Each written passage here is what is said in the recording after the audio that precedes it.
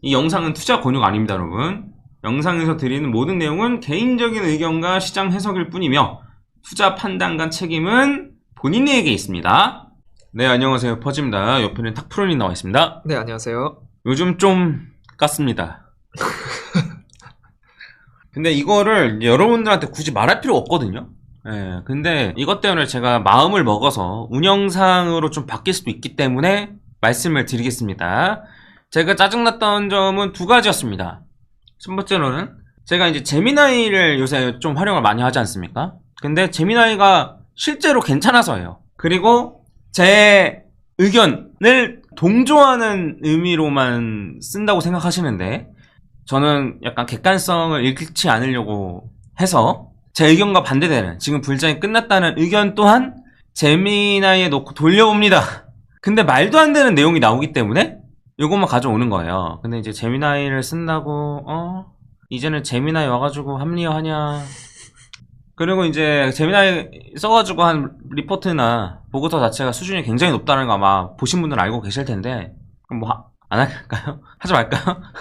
그리고 하나 더, 어제 그 배우님이랑 같이 찍었던 컨텐츠 올라갔잖아요. 네네. 네, 근데 갑자기 급등이나 급락했으면 라이브를 하셨겠죠? 네, 당연히 라이브를 했을 겁니다. 아니면 영상 올리던가. 근데 어제가 횡보했잖아요, 그냥. 아무런 움직임이 없었단 말이에요. 네, 그래서 이제 기존에 찍어놨던 영상을 올린 거였습니다. 그리고 사실 크리스마스나 이런 연휴에는 잘 안 보세요. 그렇죠. 네, 그래서 그런 거 감안하고 올렸던 거였는데 알트를 미리 사게 한 채널이면서 얘기한 것과 다르게 갔으면 비트 정보를 줘야 되는 거 아니냐. 왜 이런 쓰잘데기 없는 영상을 올리고 앉아있냐 라는 거를 볼 때마다 너무나 현타가 오면서 이런 사람들은 제 컨텐츠로 인한 득을 안 봤으면 좋겠습니다. 그래서 그 방법을 좀 강구하려고 합니다. 그냥 솔직하게 말씀드리겠습니다. 그냥 그 인스타 같은 경우에는 아예 차단하면 내 계정으로 접근도 못 하던데 유튜브는 그런 게 안 되기 때문에 그냥 생각만 하고 있는데 결정되면 말씀드리겠습니다. 그래서 그냥 아예 그냥 소액 정도로 해가지고 멤버십 운영할까. 지금 제 불장TV 유튜브 채널에 있는 멤버십 말하는 거 아니에요. 네, 다른 데서 그냥 멤버십 운영할까 이런 것도 좀 고려하고 있습니다. 네, 뭐 결정되면 네, 말씀드리겠습니다. 자, 오늘 다룰 얘기는 뭐죠?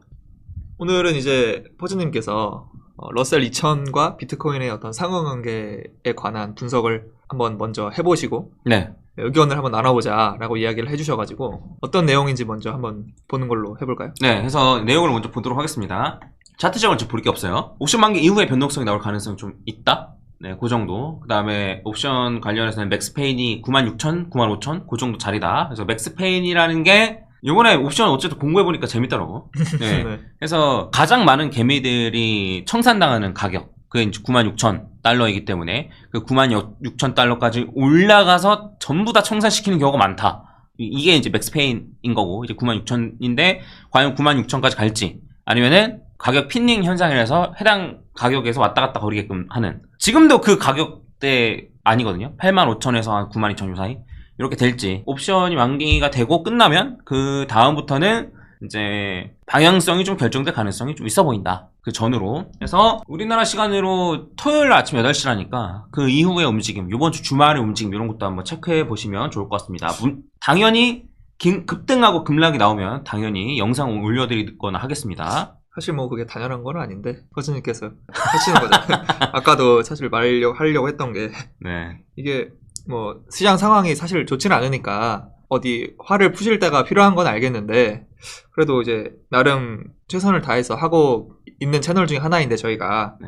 이렇게 좀 힘이 빠지는 이야기를 하셔서 아마 좀 유독 그러신 것 같아요. 제가 어제 확실히 마음을 먹었습니다. 그래서 마음 먹으면 저 웬만하면 하기 때문에 믿고 따라와 주시는 분들이 훨씬 많다는 거 압니다. 네, 그래서 어쨌든 그분들만 그냥 혜택을 봤으면 해가지고 그건 나중에 뭐 얘기하도록 하고, 차트는 러셀 2000이고요. 그 다음에 파란색이 비트코인 가격이에요. 러셀 2000이 뭐죠? 이제 미국 기업 시가총액을 쭉 나열했을 때 1001위부터 3002 정도까지 해서 한 미국의 중소형주를 모아놓은 ETF도 있고 그 기업들을 이제 이야기를 하는 겁니다.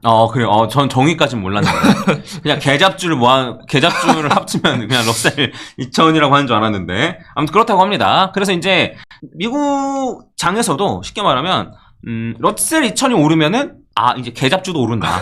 예, 돈이 그냥 저 밑바닥까지 흘렀다. 약간 이렇게 파악을 하는 경우가 많단 말이에요. 그래서 이제 요즘 뭐 X나 이런 데서 돌아다니고 있는 건 뭐냐면 러셀 2000이 조정을 받는 게 우선이에요. 그런 다음에 돌파를 했을 때 이때부터 비트코인이 오르기 시작하더라 이렇게. 네. 그다음에 얘도 여기서 조정을 받고 돌파를 했을 때 이때부터 비트코인이 본격적으로 오르기 시작하더라. 그다음에 얘도 조정을 받고 재차 고점을 돌파한 게 이때죠. 이때면 여기잖아요. 이때부터 본격적으로 돌파하기 시작하더라. 근데 최근에 이걸 돌파했어. 이거가 월봉이거든요. 그래서 여기까지만 됐을 때만 해도 좀 애매했다라는 거죠. 그러니까 요번 봉은 진행 중이고 여기는 지금 꼬리를 달고 못 넘겨줬고 지난달에 딱 넘겨준 거예요. 네, 그래서 이거 이렇게 해서 추가적으로 올라가게 된다면 그러면 본격적으로 비트코인이 이렇게 올라가는 것이 아니냐라는 얘기가 요새 돌고 있습니다. 그래서 요거에 대해서 한번 살펴보려고 합니다.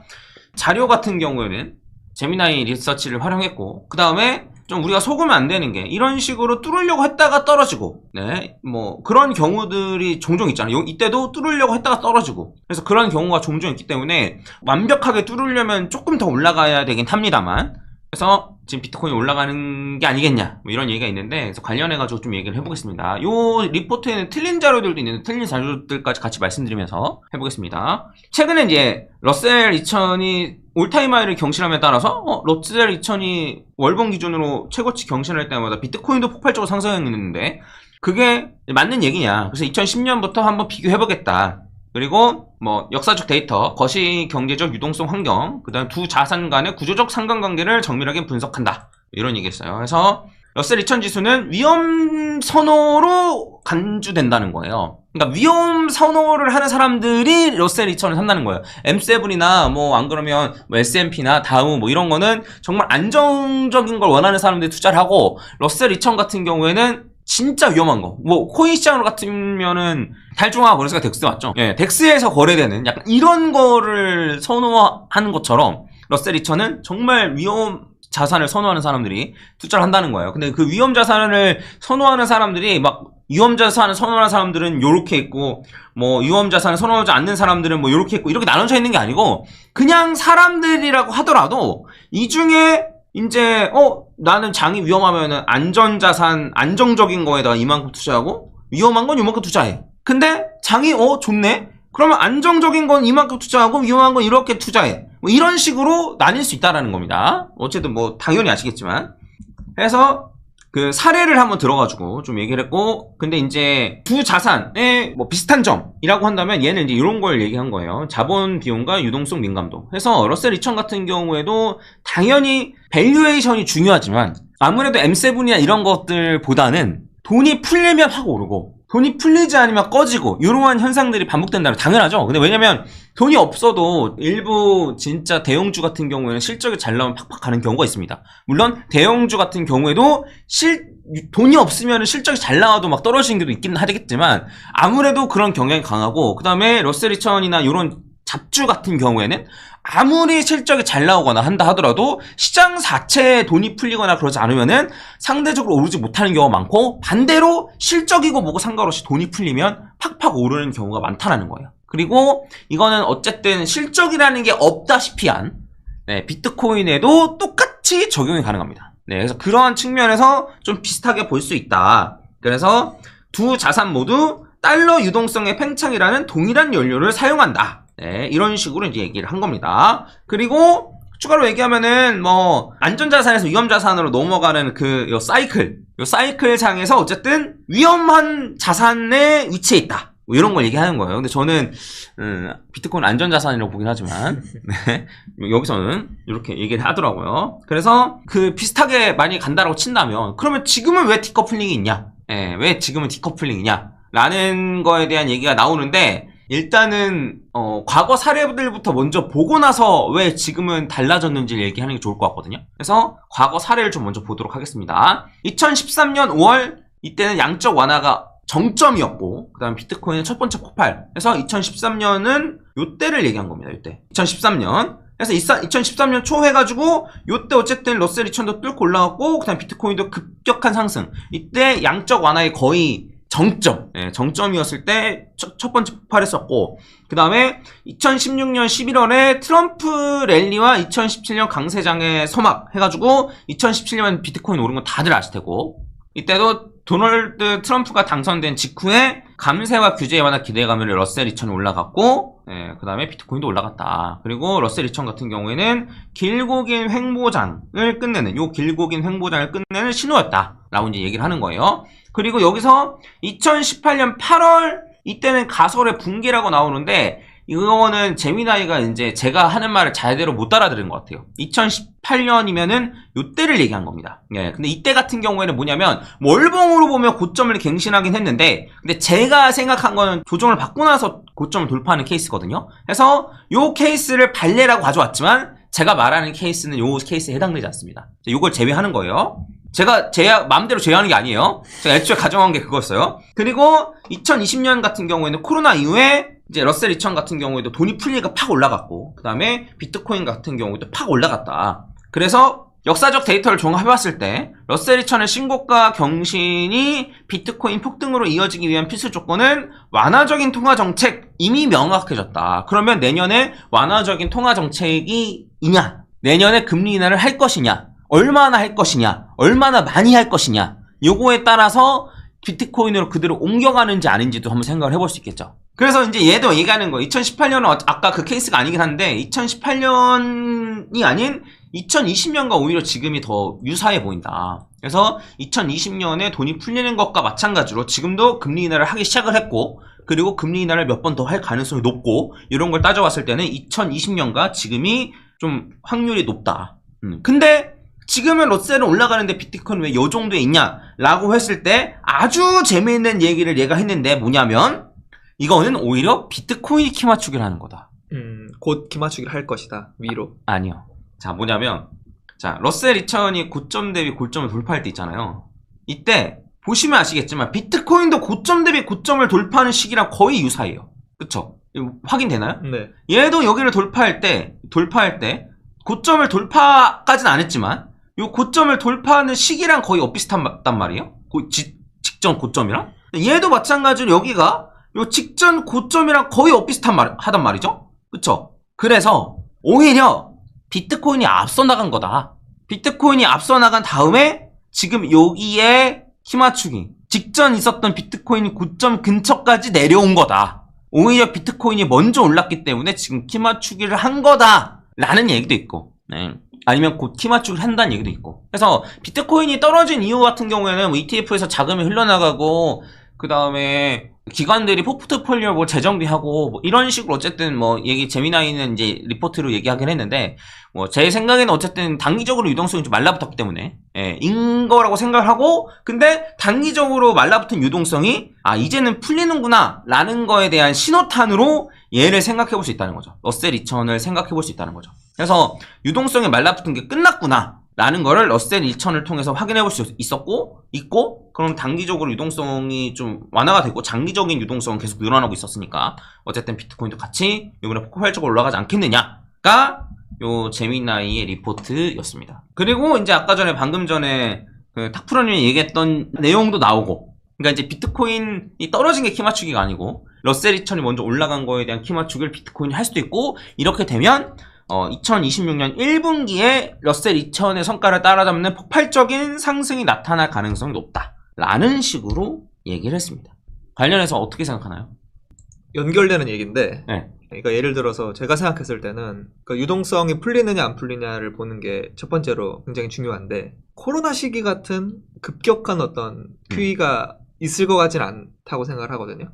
네, 부분적인 어떤 유동성 장세가 될 가능성이 높은데, 그러면 이제 자산 중에 선택받아서 이제 올라갈 수가 있는 거고, 아니면은 전체적으로 올라갈 수도 있는 건데, 이제 그런 어떤 심리를 볼 때 러셀 2000의 지수를 좀 활용할 수 있을 것 같다는 생각이 드네요. 저도 동의하는 게, 그러니까 러셀 2000까지 오르면 돈은 충분하다. 그렇죠. 네. 이렇게 받아들일 수 있을 것 같아요. 네. 그래서 러셀 2000이 죽쓰고 있으면은, 위험 자산, 그러니까 베타 값이 높은, 그러니까 이제 요 민감도가 높은 자산, 높은 베타를 가진 자산이 민감도가 높은 자산이라고 생각하시면 편하거든요. 그래서 그러니까 민감도가 높은 자산까지 어쨌든 내려오느냐, 인 건데, 그럼 걔네들까지 튀어오르냐인 건데, 어쨌든 러셀 2000이 올라간다라고 하면 그런 자산들까지 올라가는 네, 거야. 올라간다. 그러한 측면에서 봤을 때는 돈은 좀 충분히 풀려 있는 상태인 게 아닌가. 그거를 확인하는 지표로 활용하면 좋겠다는 거죠. 그래서 뭐 방금 말씀해 주신 거라던가 이제 요 보고서에서는 그런 게 없는데 뭐 엑셀이라든가 뭐 간혹 어떤 사람들은 러셀 주가지수 차트 띄워놓고 이제 비트코인 차트 띄워놓고 이제 이렇게 러셀처럼 막 올라간다 이런 식으로 이제 이야기를 하는 경우도 있는데 이제 그렇게 참고하기보다는 네, 방금 말씀드린 대로 이런 식으로 시장 분위기를 좀 파악하는 데 도움을 받을 수 있을 것 같다는 생각이 드네요. 그래서 저도 이제 꼭 말하고 싶었던 게 뭐였냐면 이게 상관관계가 아니에요. 그렇죠. 네. 예, 그러니까 이제 러셀 2000이 올라가니까 비트코인 올라간다. 이게 전혀 아니고 그 비트코인이 올라가는 이유도 결국 유동성이고 전제여야 되는 거예요. 비트코인이 올라가는 이유가 유동성이고 러셀 2000이 올라가는 이유도 결국 유동성이라면 유동성이 풀리면 둘 다 올라가지 않겠느냐. 그리고 일반적으로 러셀 2000이 올라갔던 게 조금 더 빨랐다. 근데 또 막상 또 엄청 빨랐다 하면 또 그것도 아니에요. 사실 보면은 차트로 보면 엇비슷하거든요. 얘 같은 경우에는 지금 여기가 저점이잖아요. 그때도 비트코인 저점이었어요. 그리고 얘는 여긴데 비트코인은 사실 여기서부터 오르기 시작했는데 얘는 여기서부터 오르기 시작했거든요. 그리고 얘 같은 경우도 이제 코로나 때 뭐 똑같지 뭐 사실. 네. 그래서 사실 거의 엇비슷하게 올라가긴 해요. 사실 솔직히 얘기하면 다시 한번 말씀드리지만 뭐 비트코인 올라가니까 러셀 올라가고 러셀 올라가는 비트코인 올라가고 이런 관계가 아니고 둘 다 유동성 때문에 올라갈 가능성이 높으니까 이미 러셀이 여기를 돌파해줬다. 예. 그리고 한 번 돌파하면 꽤나 많이 올라간다. 한번 깨니까 여기까지 올라가고, 한 번 깨니까 여기까지 올라가고, 한 번 깨니까 여기까지 올라가고, 그럼 여기 한 번 깼으니까 또 이만큼까지 올라가지 않겠느냐. 인 거고, 러셀이 이렇게 올라갈 정도면 비트코인 충분히 많이 올라갈 가능성이 없다. 왜냐면 올라가는 이유가 똑같으니까. 네, 요렇게 이해하시면 될 것 같습니다. 이런 얘기를 하고 싶었던 거죠? 네, 그렇죠. 네. 그래서 표를 하나 일단 준비해 왔는데요. 일단은 아까 말씀하신 대로 공통된 원인은 결국에는 글로벌 램투잖아요. 네. 그리고 금리가 인하하느냐. 그래서 이제 1순위로 우리가 살펴봐야 될 것은 이제 요것이 될 것 같고요. 2순위는 이제 투자할 수 있는 어떤 환경이 조성되어 있느냐. 그래서 ISM 제조업 지수 같은 거를 좀 보면은 지금 전반적으로 경기가 확장되고 있느냐, 숙축되고 있느냐를 볼 수 있습니다. 지금은 얼마인데요? 지금은 이제 50 이하입니다. 보통 이제 매달 1일 정도에 전달게 나오는데 네. 그러면 이제 11월 달게 나와 있거든요. 네. 11월 달게 아마 거의 한 48 정도? 50 이하면 수축되고 있는 거예요? 네, 경기가 수축되고 있는 구간인 거죠. 그래서 요게 이제 그 기초 체력이 좀 되느냐를 볼 수 있는 것 같고. 아직은 안 되는 거네. 그렇죠. 그 다음에는 이제 방금 저희가 이야기 나눈 심리적인 부분에서는 러셀 2000까지 그 온기가 퍼지느냐, 주가가 오르느냐를 보면 알 수 있을 것 같고, 그런 어떤 종합적인 결과로서 이제 비트코인의 가격이 형성이 된다라고 보면 될 것 같습니다. 네. 저도 골치 아픕니다, 여러분. 뭐 하나 투자하는데 살펴봐야 될 게. 네, 저도 골치 아픕니다. 근데 어느 정도는 신빙성이 있는 것 같아서 뭐 좀 소개를 해드리고, 요거 재미난 리포트는 그냥 따로 올리진 않겠습니다. 올린 거 갖고 또 뭐라 하시는 분들 계셔가지고. 요 정도로 하고 마무리 짓도록 하겠습니다. 네, 여러분 오해 마세요. 네, 대부분의 분들은 응원을 또 보내주시고 하는데 너무 감사드리고 그래서 오히려 그분들만 이득을 봤으면 좋겠다. 약간 이런 생각도 좀 있어가지고 여기 있는 멤버십 가입하라는 얘기 아닙니다. 네. 그거는 저한테 그냥 커피 한 잔 사주시는 그 용도밖에 없어요. 네, 혜택이 없습니다.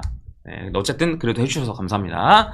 코인 거래소에서 해외 주식 살 수 있는 거 물어보시는 분들이 간혹 계시는데 퍼즐 인사이트 채널에 가시면요. 동영상 중에 요 비트겟 거래소 이용 가이드가 있어요. 요 영상이 있는데 여기에 비트겟에서 엑스스톡 토큰화된 주식 살 수 있는 방법에 대해서 설명이 잘 되어 있습니다. 그래서 해당 부분 참고하시고 그 다음에 100% 안전한 거래소라는 건 사실 없긴 해요. 네, 그런 거 감안하셔서 근데 만약에 해외 주식으로 뭐 하실 금액이 있다면 사실 법인이나 이런 제약에 걸려있는 게 아닌 이상에는 이걸로 투자하시는 게 사실 세금 입장에서 훨씬 좋죠.